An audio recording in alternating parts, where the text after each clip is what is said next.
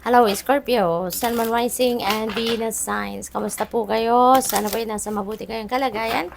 Welcome back po sa Star Tarot. At kung bago kayo rito, welcome din po kayo. Please subscribe, like, share my videos, and leave me a comment kung nakaresonate po kayo.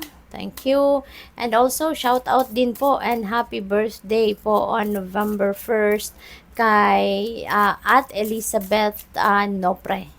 Happy birthday po sa inyo. May God bless you today on your birthday and at the rest of your life, no? May God bless you po. So, tingnan natin kung ano ang mga mensahe ninyo. Sa ngayon, we have 8 of Wands. Wow, this is travel, no? So, baka ang iba sa inyo dito magta-travel. Maybe you are going somewhere. Pwedeng pasyal yan, no? Pwedeng pasyal, pwedeng travel opportunity yan na related sa trabaho, career, or negosyo, or pag-aaral, no? And this is also good news. So, meron kayong mga magagandang balita na mababalitaan din, marireceive ninyo around this time, no? So, good luck din po sa inyo. At saka din, mabilis ito mabilis na energy. So, siguro, kung ano man yung mga oportunidad na maaring dadating or kakatok sa buhay ninyo, probably, ano yan, um, probably mabilisan din yung ire-require nitong ano sa inyo. Ire-require sa inyong uh, oras ng pag-take action, no, sa kung ano man ang opportunity na dadating sa inyo. Baka kunyari may offer ng negosyo, 'di ba? Or investment. Siguro ano to, mabilisan, no? Tasing kukulitin agad kayo. Ano na ang decision ninyo? Sali ka ba or hindi? Are you in or out? 'Di ba? So siguro ifa-follow up kayo agad, no, ng kung sino man ito. So kaya kailangang ready kayo. Diba? Just be ready for anything. Because anything can happen ng mabilisan. So, we have Hermit energy. Maybe, ang iba sa inyo, kailangan ninyo ngayon na magnilay-nilay at magmuni-muni. Go deep within you, at maaaring kailangan mo ng desisyon dito, no? And this could be a very important and delicate, sensitive, no, na issue ito na kailangan ninyong pagdesisyonan rito. Kaya maaari na kailangan ninyo na mag-isip-isip, kailangan ninyo na magmuni-muni, pag-isipan ninyong mabuti yan para hindi kayo magkamali. Okay? At lakasan ninyo ang inyong loob. Okay? Kasi when there is strength, now when there is courage and inner strength, yung kahit anong problema, kahit anong mga hardship, malalagpasan ninyo yan.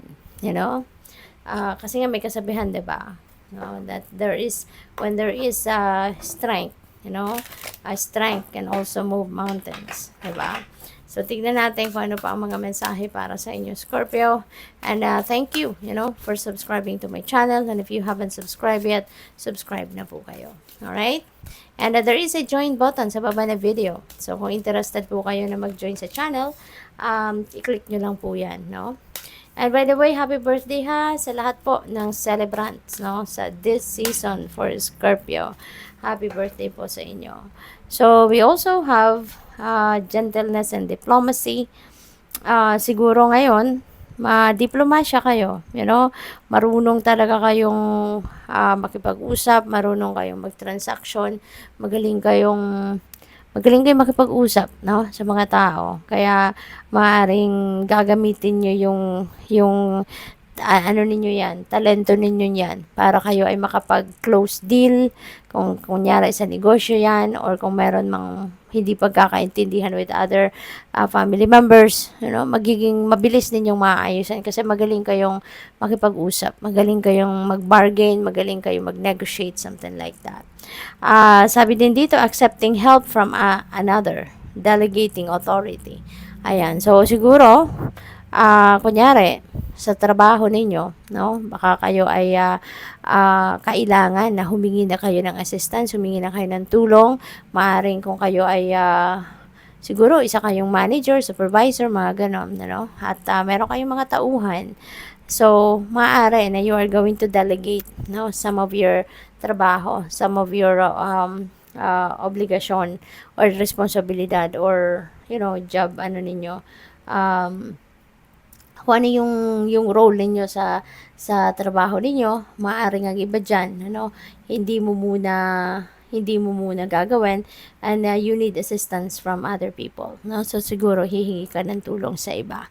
And also, this is also the time, no, na matututo kayong tumanggap ng tulong ng iba, 'di ba? Kasi pwede rin na talagang hindi nyo nakakayanin na lahat kayo ang gagawa. Kaya maaari talaga na hihingi na kayo ng assistance from other people. So you may need to to learn to accept, 'di ba, on how you can use the help of other people around you. So, next message ninyo is absolute truth, courage, self-respect, responsibility. So, feeling ko dito, meron ditong energy of the swords, no? Na maybe there is some truth that is coming to light. Maaring meron dito mga katotohanan na kayo ay madidiskubre, or maaring meron mga katotohanan na merong it's either kayo mismo, first hand information ito, kayo mismo makakadiscover nito, or baka merong magsasabi sa iyo, merong magdadala sa iyo ng impormasyon na ito, no? So pwedeng ganun ang ganap dyan. So tignan natin kung ano pa yung mensahe para sa iyo.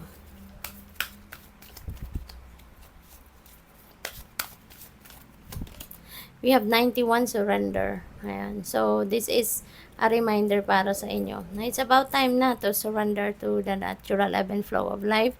Surrender to God. Huwag na nating ipagpilitan, kung ano yung gusto natin mangyari, kung anong yung outcome na ine-expect natin. Kasi sometimes talaga, diba, the more na ini-insist natin, the more na lumalayo, the more na nagtatagal, the more na nako-complicate. So siguro marami na kayong ginawa, talagang pinagpipilitan ninyo, pero maaaring yan ay hindi umuubra. No, hindi nagmamaterialize kung ano man yung ipinipilit ninyong mangyari rito.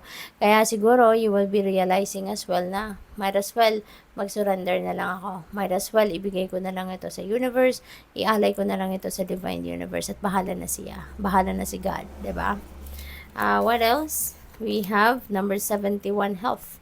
Ayan, so this could be a reminder para sa iyo, no, na it's about time na alagaan mo naman ang iyong sarili. It's about time na magsimula ka na mag-rejuvenate ka, mag-replenish ka ng lost energy mo, mag-recharge ka. Kasi baka trabaho kayo ng trabaho, 'di ba? Puro lang kayo obligation, responsibilidad, and maybe na-overlook nyo na yung inyong kalusugan. Na-overlook mo na yung inyong physical health or mental health, diba? Kaya this could be a reminder para sa iyo. Okay? So what else?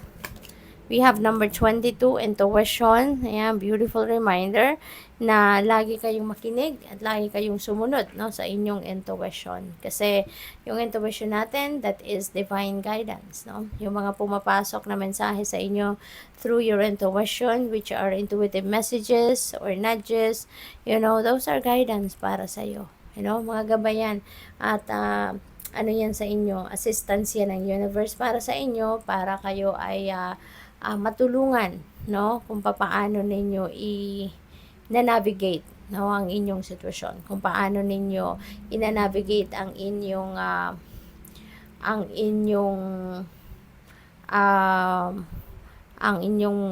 mga circumstances, no, sa ngayon. Kaya good luck po. Thank you for watching. Love and light. Namaste.